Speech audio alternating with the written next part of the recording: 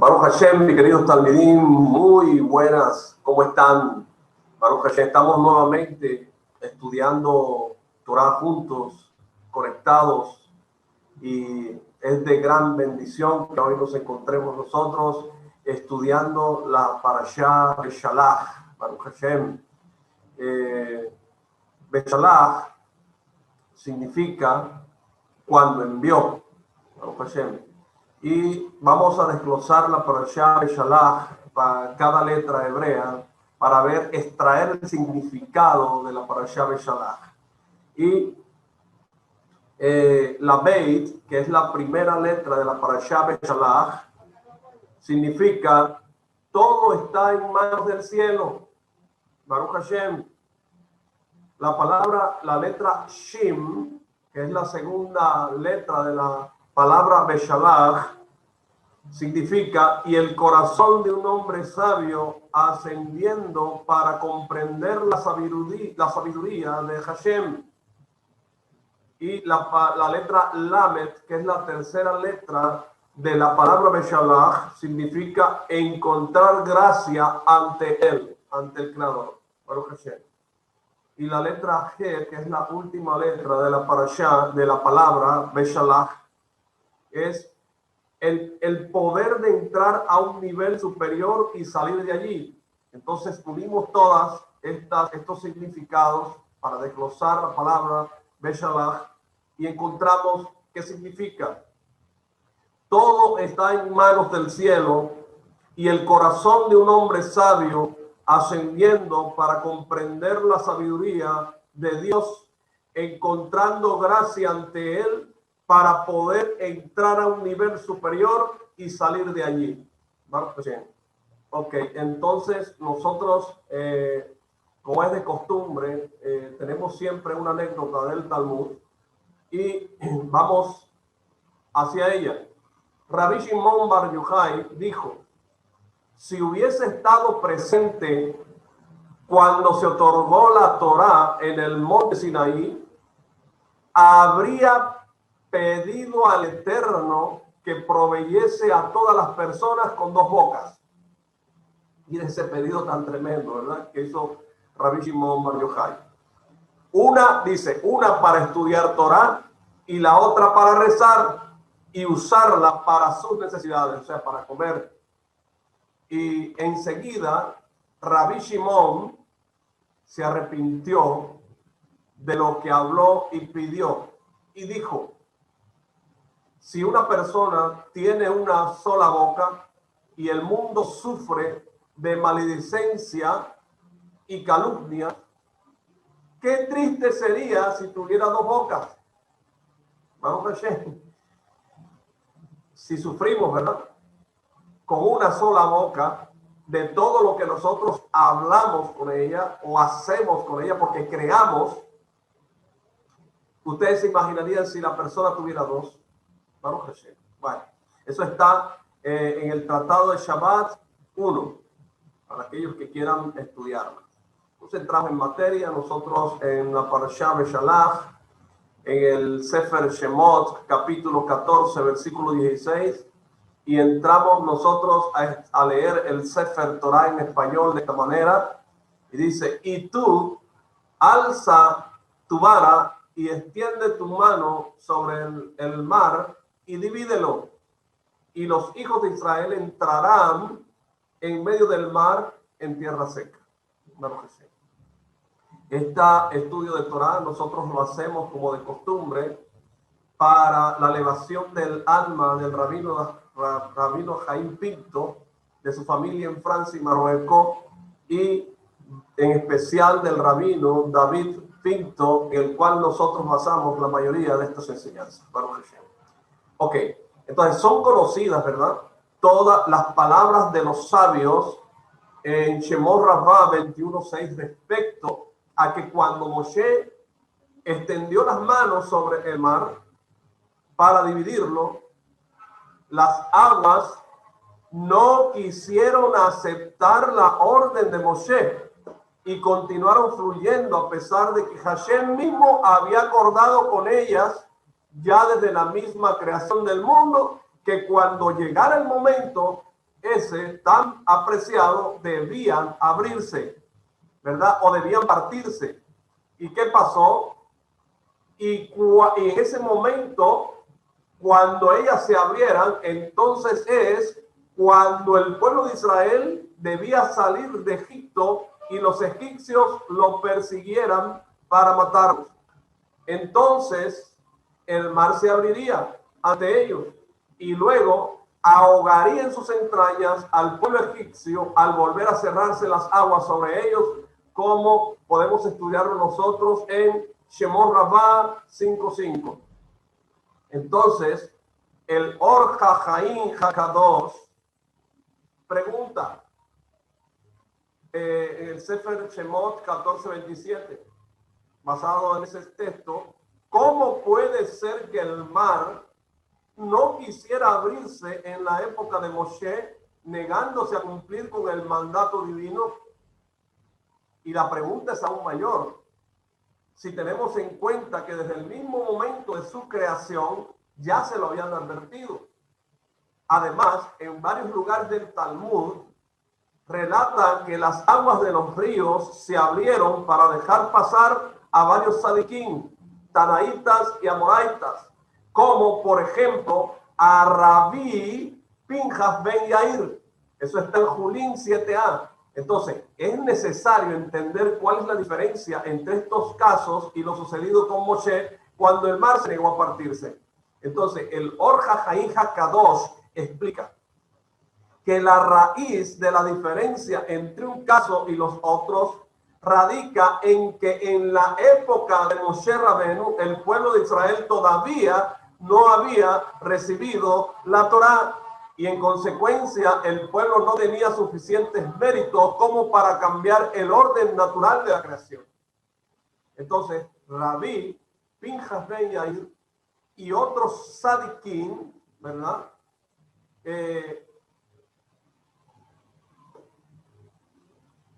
Sí tenían el mérito, Baruch Hashem dice, para cambiar el orden natural. Y por ello pudieron alterar el orden natural y dividir las aguas.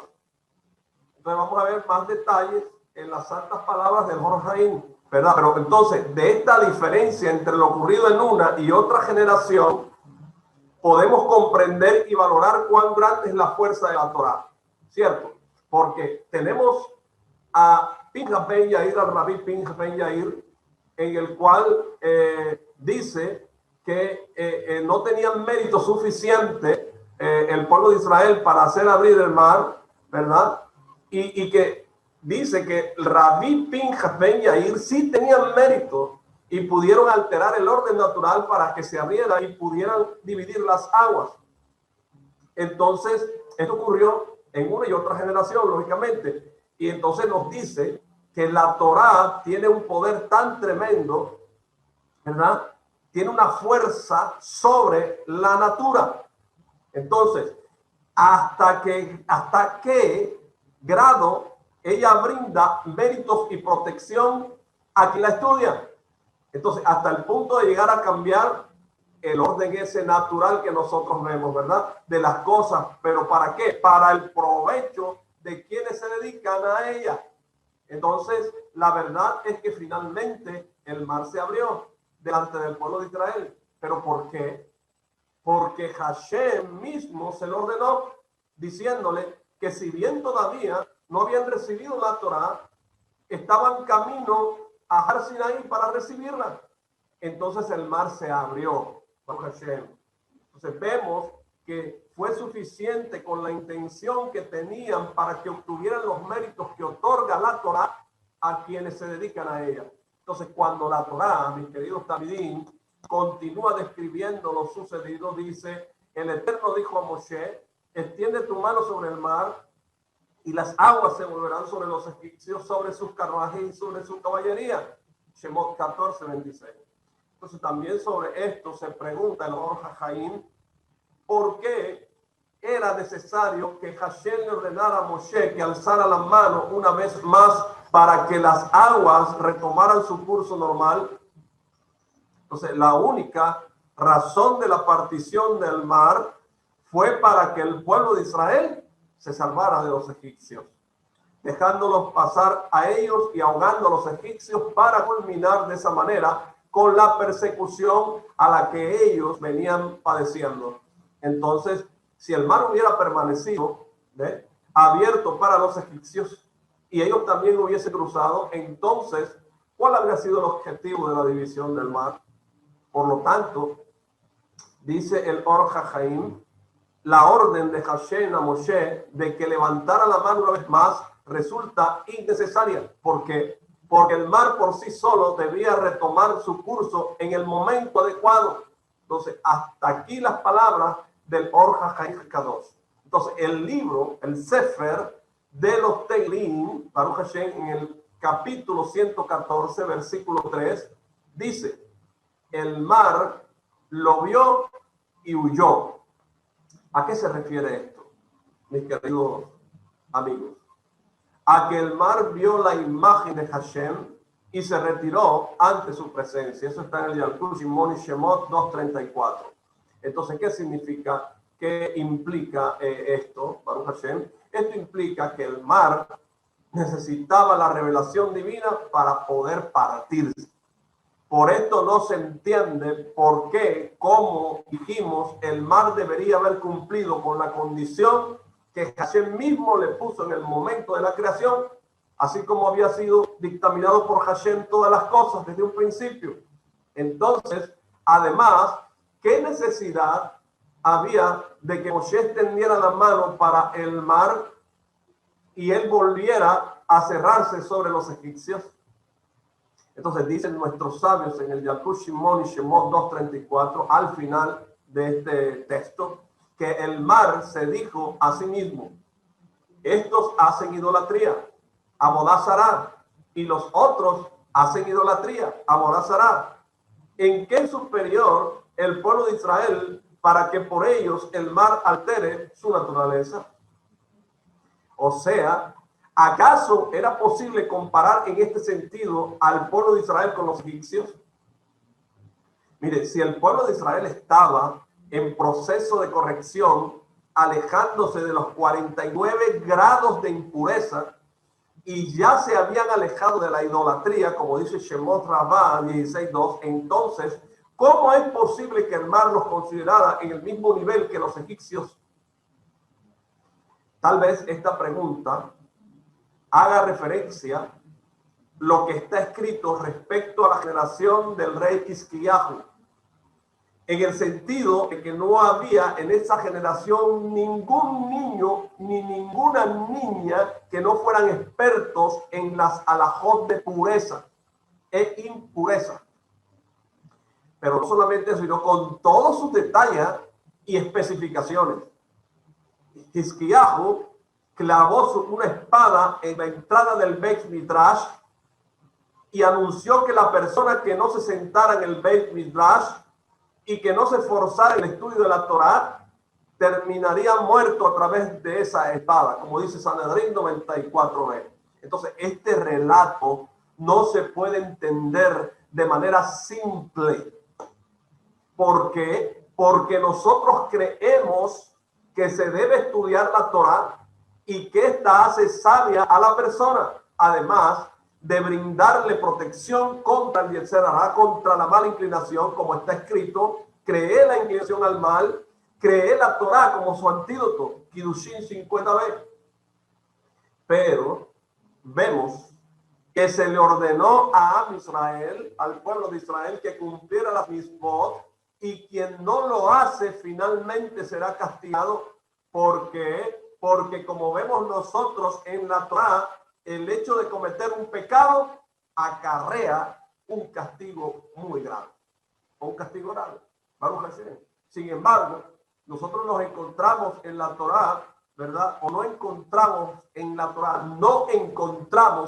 Torá una orden relativa a que el hecho de evitar estudiar la Torá acarree un castigo y que lleve a que la persona merezca la muerte.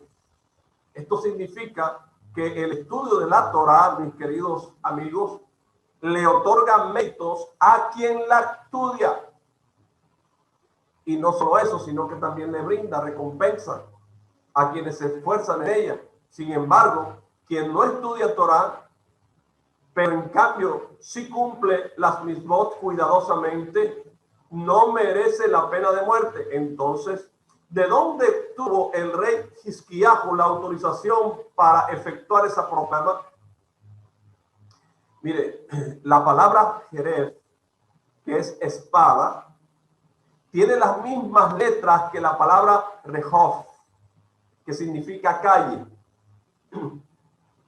De esta manera, se entiende que la intención del rey Hizquiyahu no era matar de manera física a quienes no se dedicaran al estudio de la Torá, sino que le estaba advirtiendo al pueblo que todo aquel que no se dedicara a estudiar la Torá y que no se quedara en el Beit Midrash, estaba dejando a su corazón de forma natural libre de la Torá y estaba abriendo la puerta para ingresar a él todas las vanidades del mundo, todas las vanidades mundanas.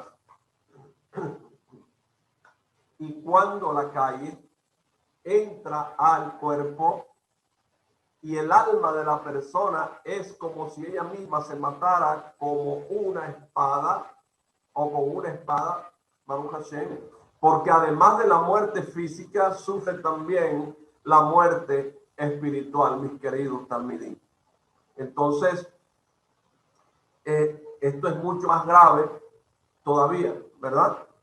Entonces, a lo largo de las generaciones, el pueblo de Israel, Baruch Hashem, debió enfrentar terribles amenazas, como por ejemplo el holocausto, que ya estamos ahorita cerquita, el 26 de Baruch Hashem, estamos nosotros recordando esa terrible fecha, ¿verdad? Entonces, el holocausto de nosotros en Europa, pero sin importar lo mucho que nos estremecemos al oír el relato de las atrocidades cometidas en esa época contra nosotros. De todas maneras, el holocausto espiritual que destruye el alma del hombre es mucho más terrible. Baruch Hashem, tal como vimos en la época del Imperio Griego, ¿verdad? Que nosotros ahorita estuvimos pasando Hanukkah, ¿ves? Que ellos no intentaron matar el cuerpo del hombre, sino que atentaron directamente contra el alma del judío, Baruch Hashem, el cual ellos no trataban de matarlos, ¿verdad? Sino que trataban de alejarnos de Hashem, Baruch Hashem. Entonces, no permitían que se circuncidaran, no permitían que guardaran Shabbat, no permitían que guardaran recato, no permitían que comieran kasher, no permitían, o sea, todo lo cerraron, el imperio griego, para que el judío, su alma fuera totalmente desligada de la Torah. Entonces, la gravedad de la muerte espiritual en comparación con la muerte física radica en que el caso de la muerte física, el alma sigue existiendo en el Olam Haba, en el mundo venidero, pero cuando tiene lugar la destrucción del espíritu, del alma, la persona pierde su vida tanto en este mundo como en el mundo venidero, como en el Olam Haba. Por ello, mis queridos talmidim, la muerte espiritual es más grave.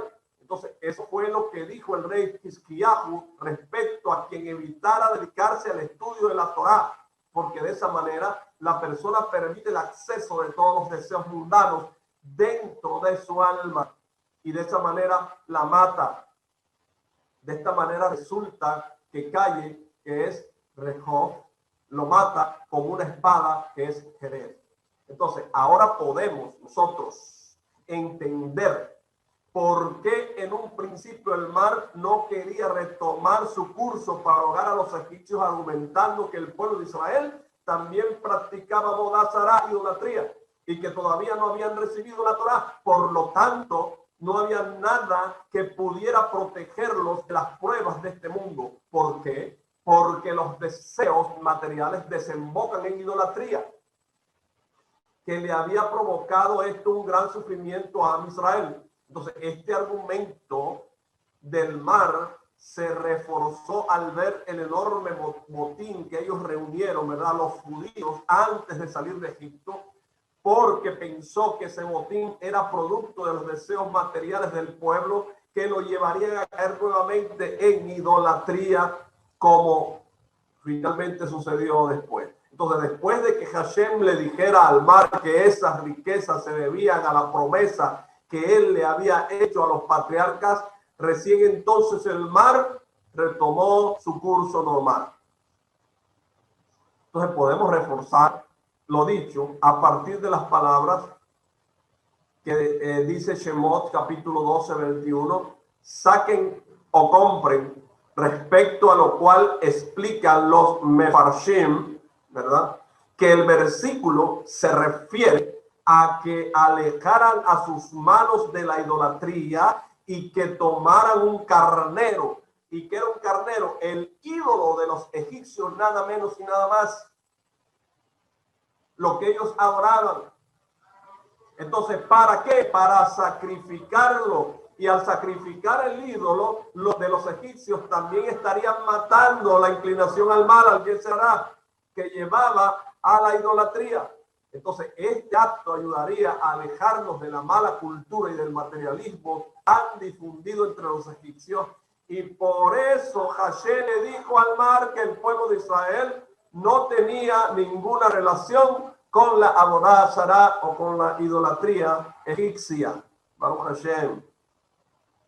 Entonces, mis queridos talmidín, vamos a entrar a leer otro versículo más del libro de Shemot, el Sefer Shemot, capítulo 14, 21 al 22, y dice el Sefer Torah en español: y Moshe extendió su mano sobre el mar, y el Eterno hizo que el mar se desplazara con un fuerte viento del este durante toda la noche, y convirtió el mar en tierra seca, y las aguas se partieron.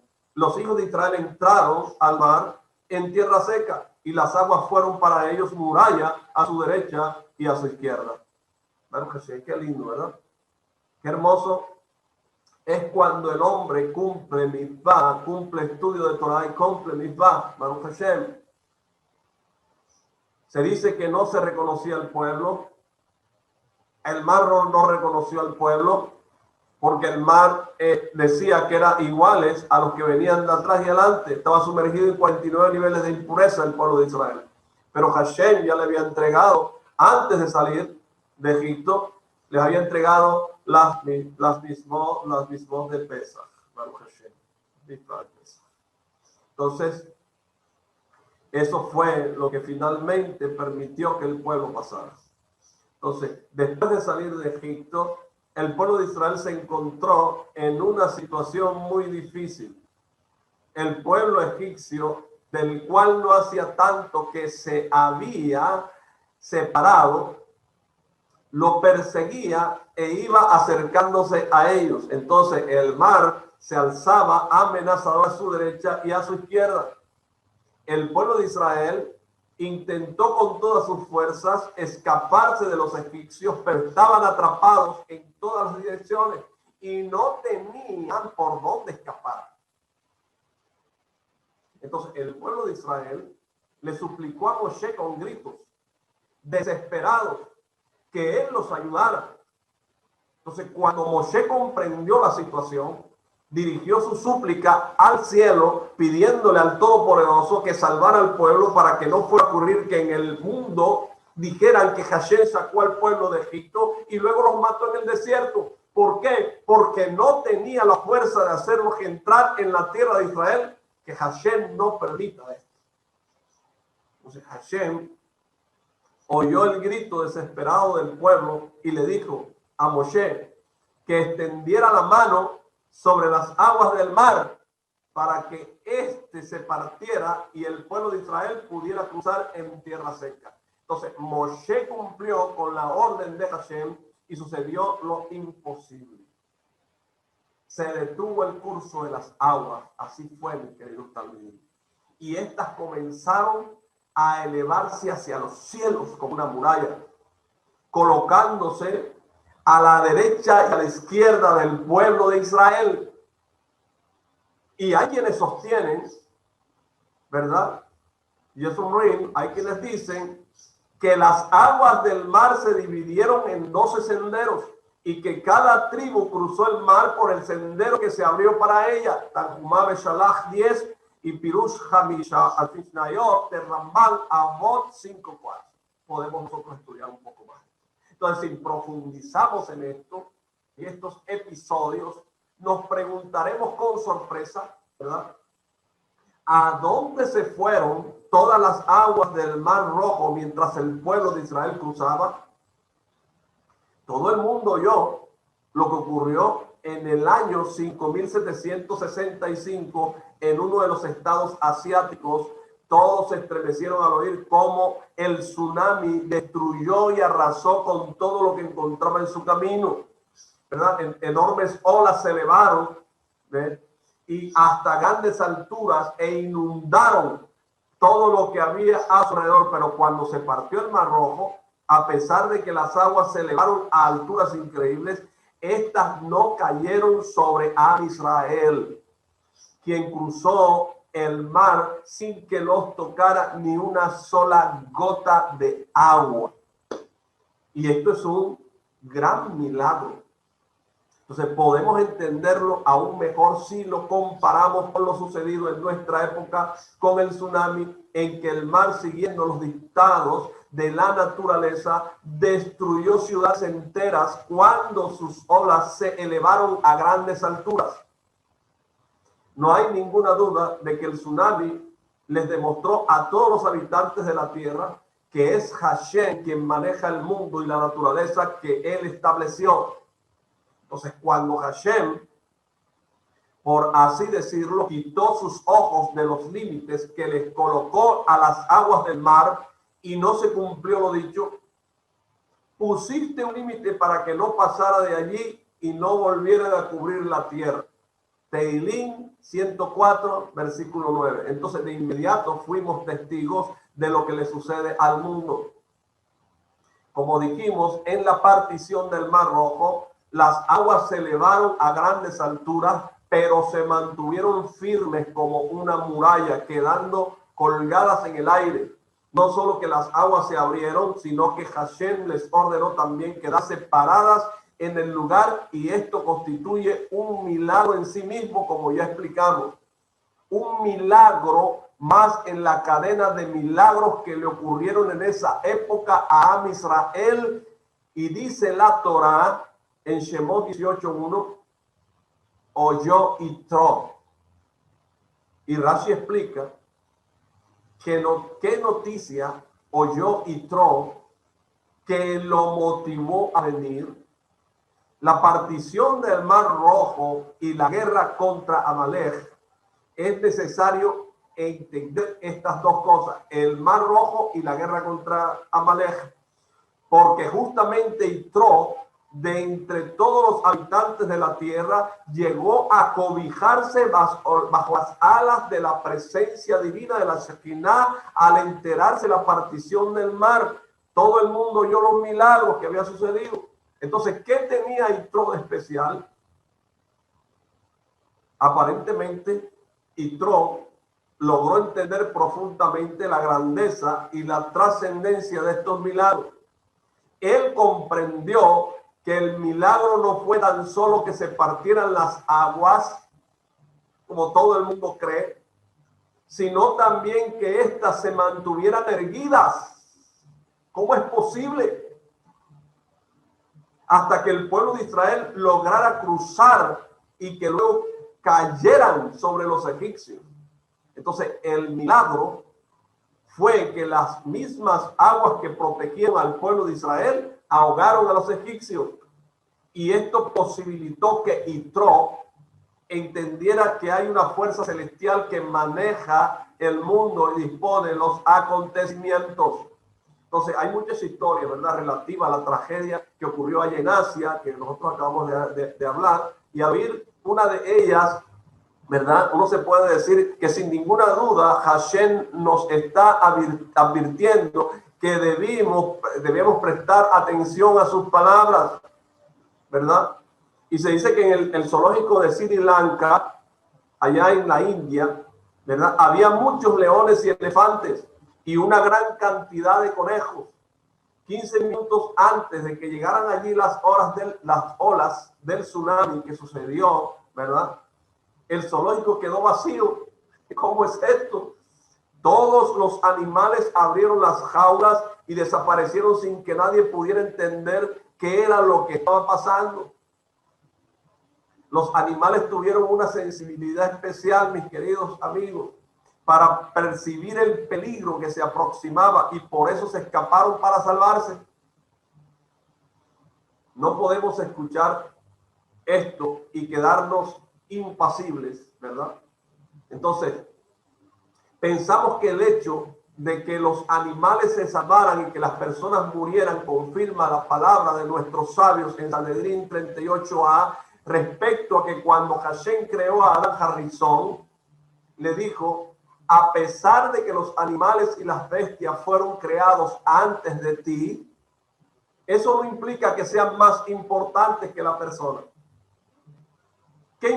¿A qué se aplica esto? Esto se aplica todo el tiempo que la persona se apega a Hashem y a su sagrada Torah. Pero cuando la persona se aleja de la Torah y de las mismot, entonces los animales son más importantes y tienen precedencias por sobre ella, pero fueron creados un día antes.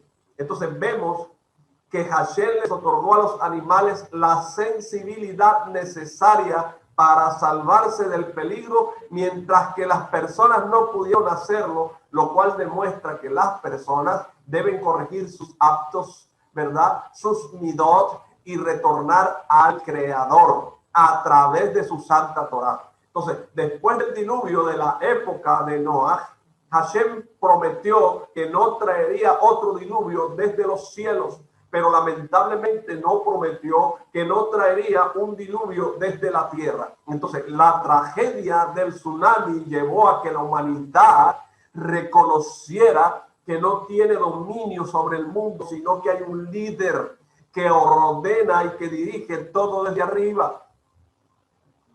Siempre, mis queridos talmidín, hay personas que tratan de encontrar explicaciones naturales para las tragedias naturales, y así es que tratan de prevenir y salvar a la humanidad ante un evento similar.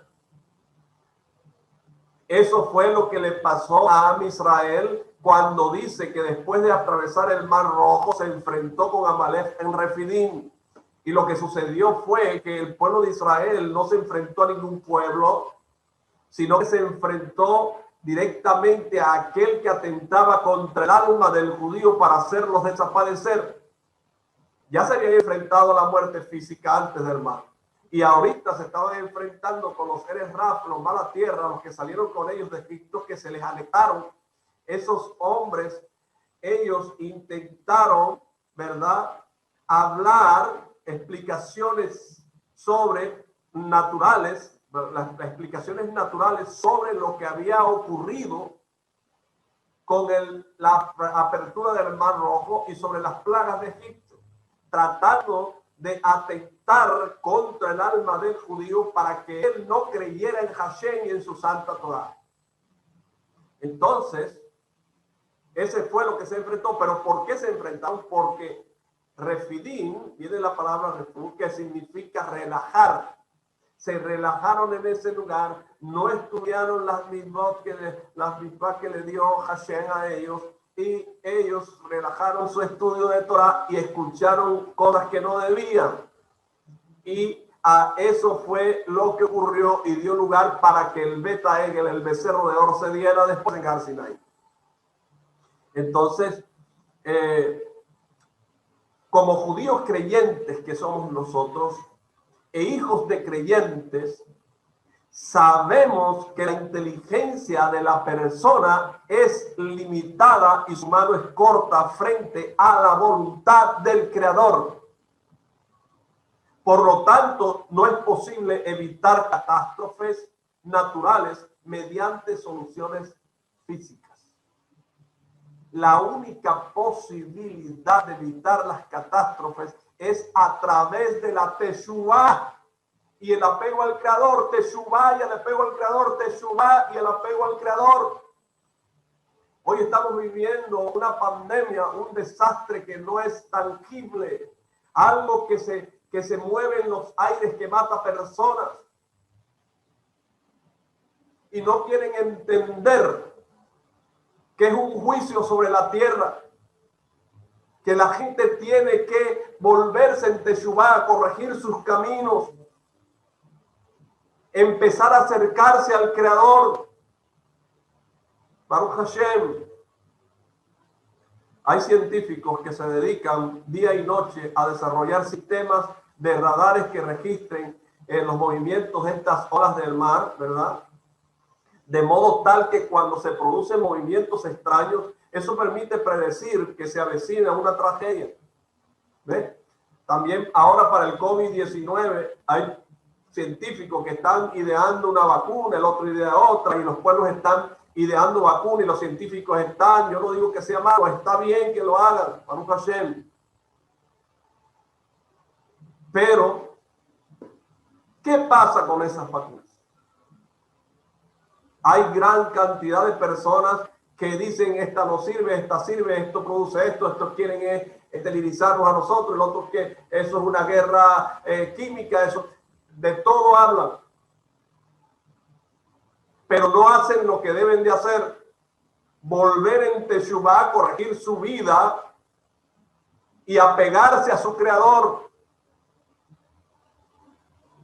Porque es que como no lo vemos, decimos no hay Creador. Pero resulta que están los aires que tú no los ves y los sientes en tu cuerpo. Está en los árboles que dan fruto, Baruch Hashem. Están los cielos, está la tierra, está el agua, están los peces. ¿De dónde salieron? ¿De dónde salimos nosotros? ¿Quiénes somos nosotros? ¿De dónde venimos? ¿Hay alguien superior encima de nosotros, mis queridos talmidín?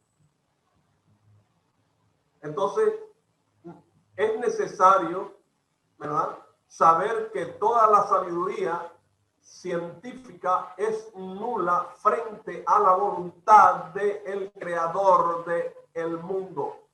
Porque es suficiente con que un cardumen de peces sea registrado por los radares para alterar las ondas que estos transmiten. Baruch Hashem. Mire, cuenta el Rab Pinto una historia que en una oportunidad le preguntaron a un científico cómo podía explicar lo ocurrido en el Yam Suf, en el Mar Rojo, desde una perspectiva natural. Y este científico dijo que no se trataba de un gran milagro, tal como dice el pueblo judío, sino que se trató de un aluvión que provocó que todas las aguas retrocedieran de esta manera. Y de esta manera el pueblo pudo cruzar en medio del mar. Entonces, esta explicación es parcial, si nosotros la analizamos, ¿verdad? Porque el científico no se dedicó a profundizar y a conocer las capacidades divinas. Pero nosotros sabemos que en estos eventos no hubo otra cosa fuera de la voluntad de Hashem, que fue quien decidió salvar al pueblo y ahogar a sus enemigos. Entonces, Hashem mismo quiso mostrar, ¿verdad?, hasta qué punto la fuerza y las capacidades de las personas están limitadas, ya sea que lo reconozcan o no. Baruch Hashem. El Rab Pinto vuelve y cuenta una historia y dice que hace algún tiempo, se le perdió el bastón de su abuelo de bendita memoria. Y dice que ese bastón tenía para él mucho valor y no lo habría entregado ni a cambio de todo el lugar donde él habita, porque su valor es inmenso. Entonces, durante todo un mes lo buscó y trató de recordar dónde lo había dejado, pero no sirvió de nada. Una noche se le reveló en un sueño su abuelo y le dijo que ese día yo encontraría el bastón, o él encontraría el bastón. Baruch Hashem. Entonces, al despertarse el rabino, no le dio importancia al sueño y pensó que era consecuencia de lo mucho que había pensado durante todo el día en el bastón. Pero sorprendentemente, al otro día vino una mujer trayendo en la mano el bastón y agradeciéndole por haberse prestado. Baruch Hashem. Entonces se quedó anonadado porque no recordaba haberle prestado el bastón a esa mujer en Israel.